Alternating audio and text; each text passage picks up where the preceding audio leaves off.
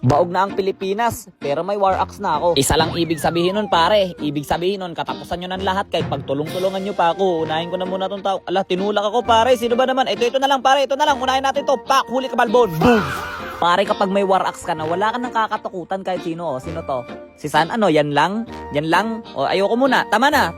Ayoko na. O, ngayon ka. Palumpalo ka, pare. Porket low health ako. At teka lang, pare. Tumagos ako sa tower mo. Oy, ano? Sige. Okay lang. Okay lang, pare. Lamutakin mo tong ulti ko. Lamutakin mo. Bang! Lamutakin mo yan. Sige, isa ka pa, pare. Ano? Susunod ka? Sabihin mo lang, ha? Eto, pare. Malupit. Walang hihinga. Makikita nyo kung gaano kakuna tong Freddy ko dito, pare. Matindi tong laban na to. Walang hingahan to. Malala. Tingnan mo, napakatagal na ito, pare. Makikita nyo kung gaano kakuna tong hero na to. Pinagbabaril na ako ng ganun. Sinusubukan ko lapitan yung ganyan. Tapos yung Grak kasi, pare, tula kasi ng tulak yung Grak, pare. Loyal na ako ng ganun, pare. Pero may na micro-organism pa lang sa laban. Bang!